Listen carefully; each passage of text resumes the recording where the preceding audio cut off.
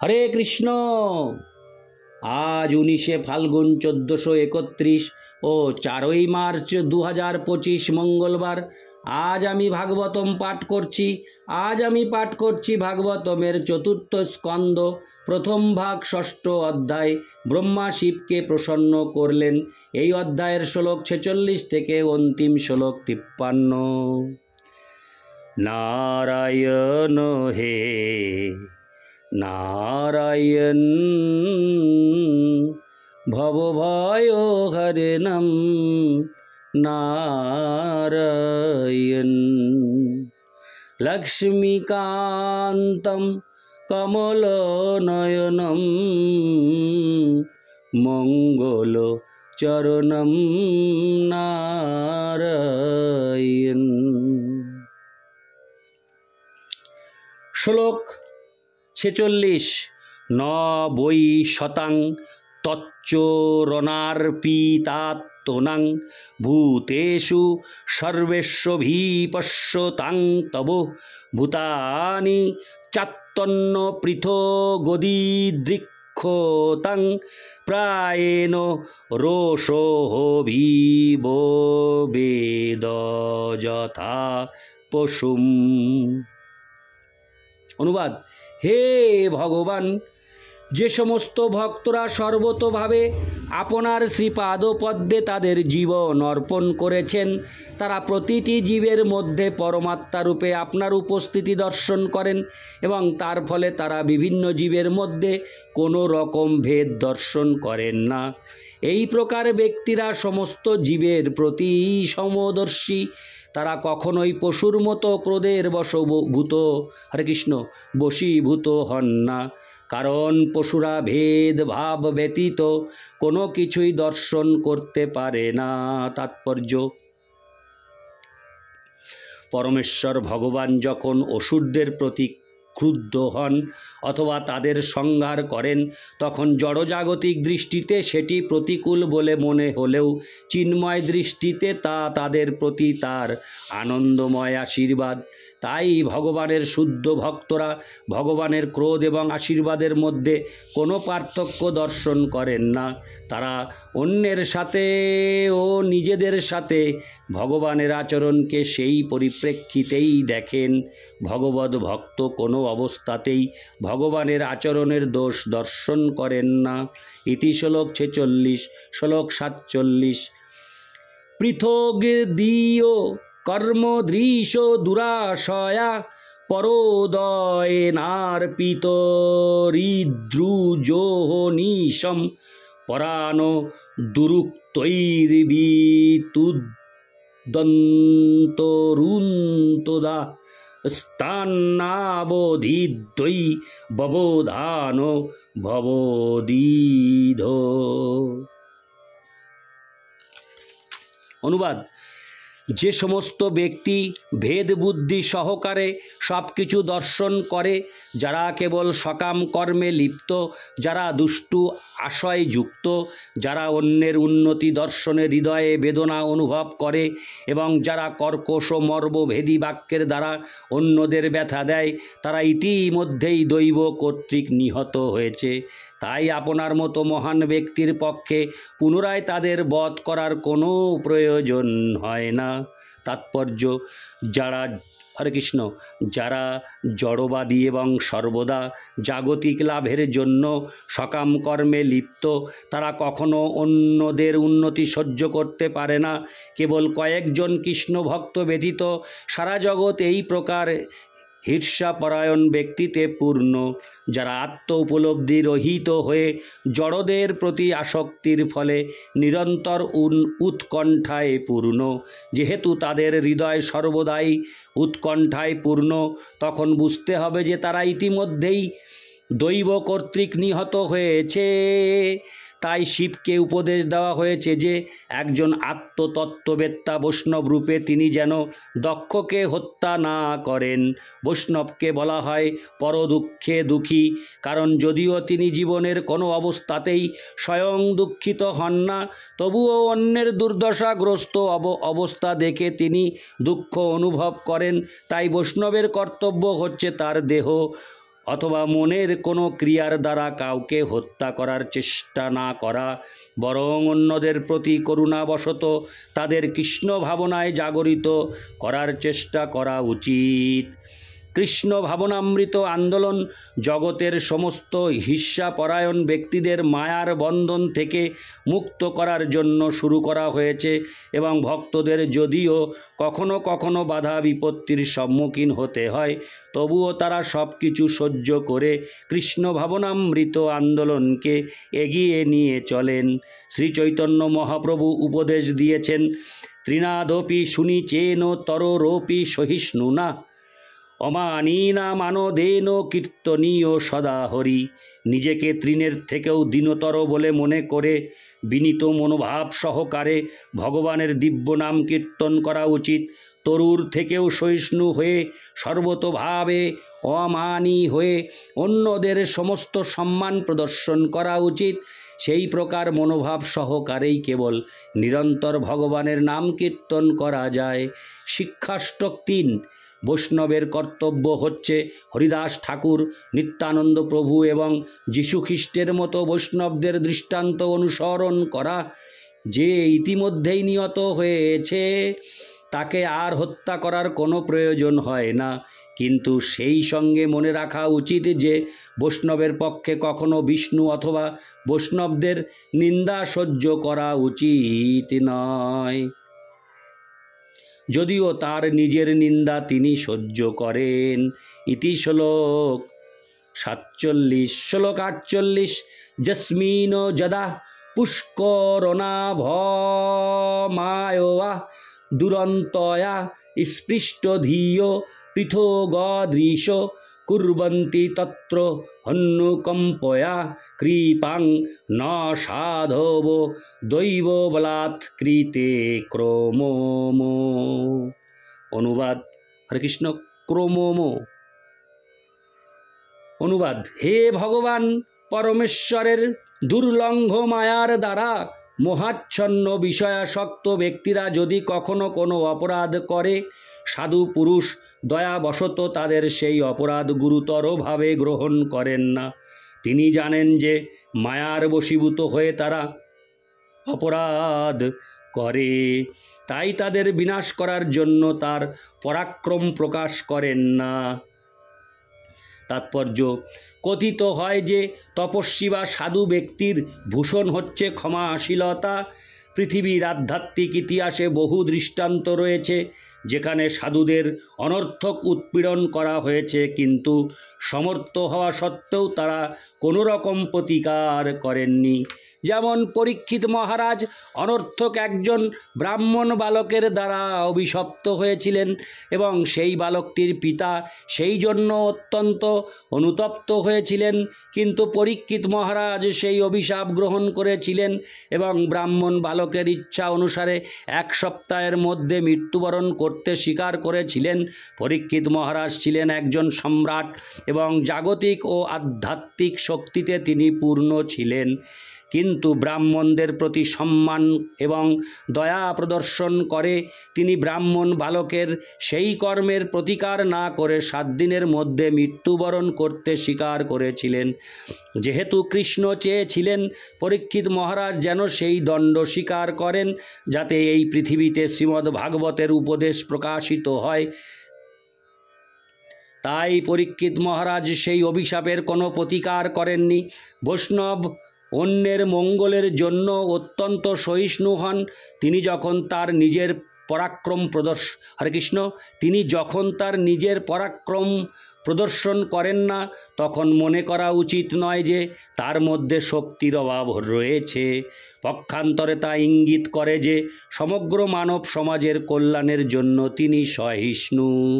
ইতি শ্লোক 48। শ্লোক 49।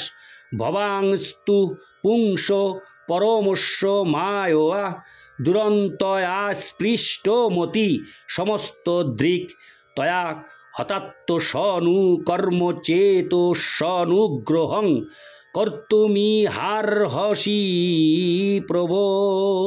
অনুবাদ, হে ভগবান, আপনি কখনো পরমেশ্বর ভগবানের অচিন্ত্য প্রভাবশালিনী মায়ার দ্বারা বিমোহিত হন না। তাই আপনি সর্বজ্ঞ, এবং যারা সেই মায়ার দ্বারা মোহিত এবং সকাম কর্মের প্রতি অত্যন্ত আসক্ত, তাদের প্রতি আপনার কৃপা পরবশ হওয়া উচিত। তাৎপর্য: বৈষ্ণব কখনো বহিরঙ্গা মায়া শক্তির প্রভাবে মোহিত হন না, কারণ তিনি ভগবানের দিব্য প্রেমময়ী সেবায় যুক্ত। ভগবদ্ গীতায় 7:14 ভগবান বলেছেন, দৈবী হেষা গুণময়ী মম মায়া দূরত্বয়া মামেব যে প্রপদ্যন্তে মায়া মে তাং তরন্তীতে। আমার ত্রিগুণময়ী দৈবী মায়াকে অতিক্রম করা অত্যন্ত কঠিন, কিন্তু যারা আমার শরণাগত হয়েছে তারা অনায়াসে তা অতিক্রম করতে পারে। বৈষ্ণবের কর্তব্য হচ্ছে যারা মায়ার দ্বারা মোহিত তাদের প্রতি ক্রুদ্ধ হওয়ার পরিবর্তে তাদের প্রতি কৃপাপরায়ণ হওয়া, কারণ বৈষ্ণবের কৃপা ব্যতীত এই মায়ার বন্ধন থেকে মুক্ত হওয়ার আর কোনো উপায় তাদের নেই। যারা মায়ার দ্বারা দণ্ডিত হয়েছে তারা কেবল ভক্তের কৃপার ফলেই উদ্ধার পেতে পারে।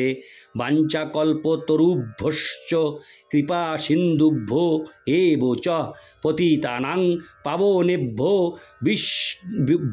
হরে কৃষ্ণ বৈষ্ণবেভ্যো নমো নমো। আমি সমস্ত বৈষ্ণব ভক্তদের চরণে আমার সশ্রদ্ধ প্রণতি নিবেদন করি। তারা ঠিক কল্পবৃক্ষের মতো সকলের সমস্ত বাসনা পূর্ণ করতে পারেন এবং তারা অধঃপতিত জীবদের প্রতি অত্যন্ত কৃপাপরায়ণ।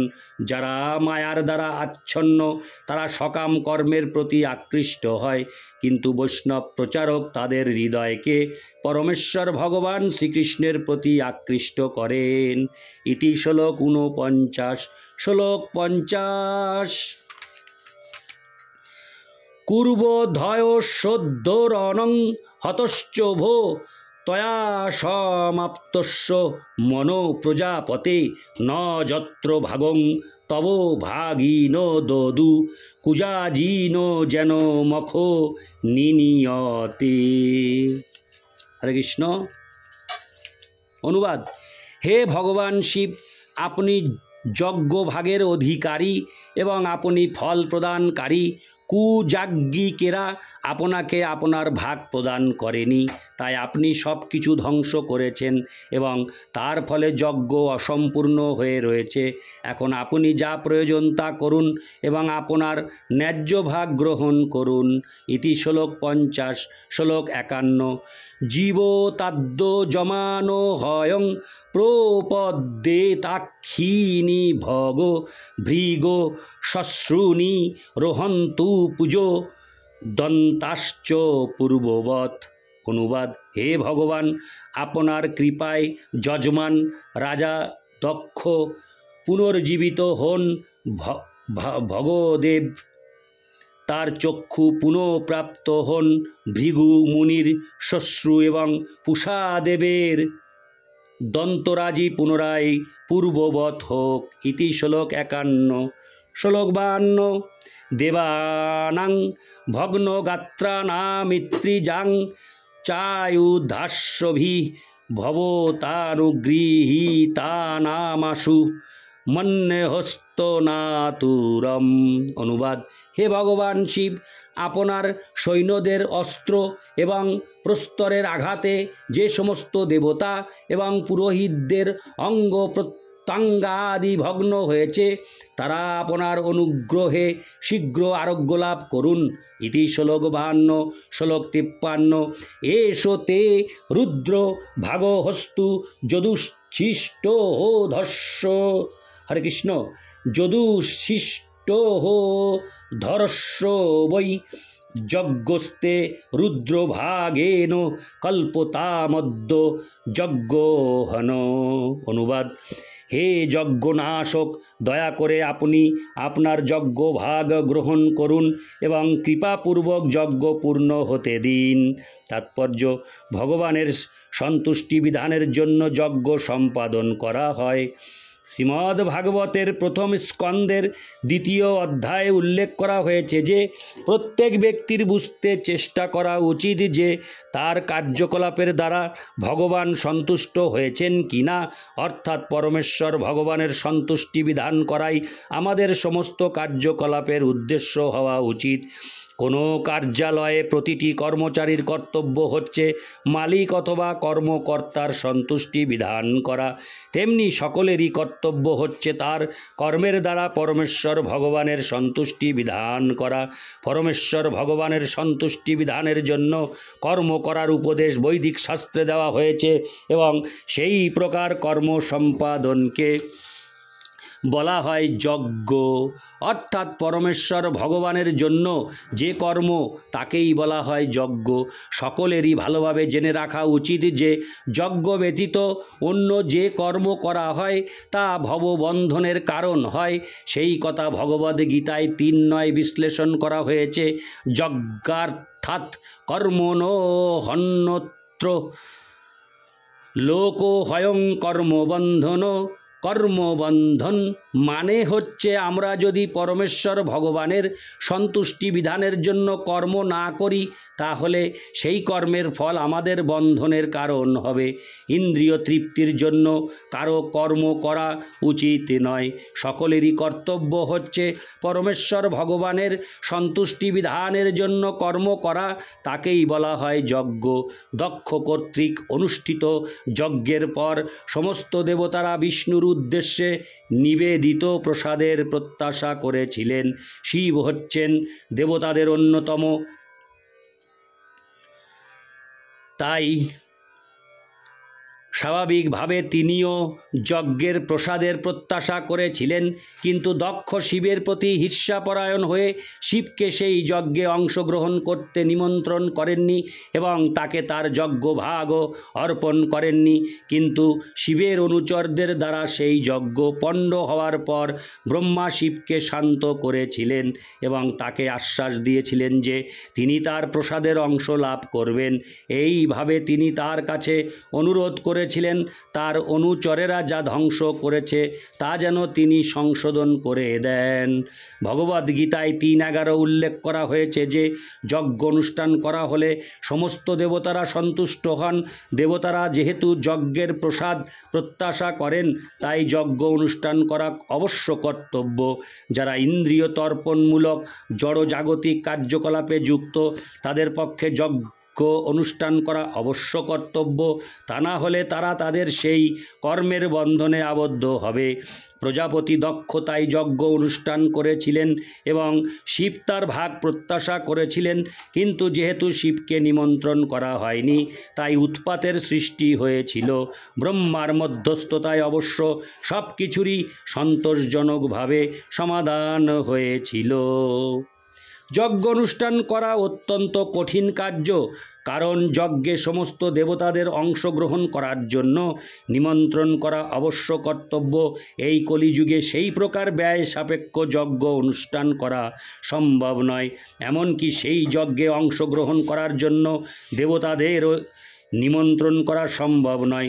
তাই এই কলিযুগের জন্য অনুমোদন করা হয়েছে যজ্ঞই সংকীর্তন প্রায়ৈর্যজন্তি হি সুমেধস। ভাগবত 11:5-32। যারা বুদ্ধিমান তাদের জানা উচিত যে কলিযুগে বৈদিক যজ্ঞ অনুষ্ঠান করা সম্ভব নয়, কিন্তু দেবতাদের সন্তুষ্ট করা না হলে নিয়মিতভাবে ঋতুর কার্যকলাপ বা বৃষ্টি হবে না। সব কিছুই নিয়ন্ত্রিত হয় দেবতাদের দ্বারা। সেই অবস্থায় এই যুগে সমাজের শান্তি এবং সমৃদ্ধি বজায় রাখার জন্য সমস্ত বুদ্ধিমান মানুষের কর্তব্য হচ্ছে ভগবানের দিব্য নাম সমন্বিত হরে কৃষ্ণ কৃষ্ণ কৃষ্ণ হরে হরে হরে রাম রাম রাম হরে হরে। এই মহামন্ত্র কীর্তনের দ্বারা সংকীর্তন যজ্ঞ অনুষ্ঠান করা, সকলকে নিমন্ত্রণ করে হরে কৃষ্ণ মহামন্ত্র কীর্তন করা উচিত এবং তারপর প্রসাদ বিতরণ করা উচিত। এই যজ্ঞ অনুষ্ঠানের মাধ্যমে সমস্ত দেবতারা সন্তুষ্ট হবেন এবং তার ফলে সারা পৃথিবী জুড়ে শান্তি এবং সমৃদ্ধি দেখা দেবে।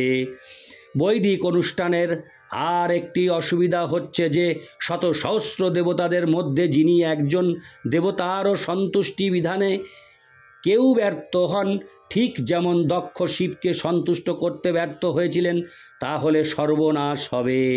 কিন্তু এই যুগে যজ্ঞ অনুষ্ঠানের পন্থা সরল করা হয়েছে।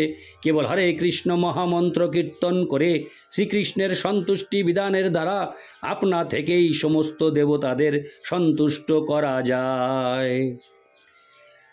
ইতি শ্লোক 53। এই 53 শ্লোকের সাথে সাথে শেষ হয়ে গেল। পরিসমাপ্তি হল চতুর্থ স্কন্দ প্রথম ভাগ 6ষ্ঠ অধ্যায়। ব্রহ্মা শিবকে প্রসন্ন করলেন। ইতি শ্রীমদ্ ভাগবতের চতুর্থ স্কন্দের ব্রহ্মা শিবকে প্রসন্ন করলেন নামক 6ষ্ঠ অধ্যায়ের ভক্তি বেদান্ত তাৎপর্য। হরে কৃষ্ণ কৃষ্ণ কৃষ্ণ হরে হরে, হরে রাম রাম রাম হরে হরে।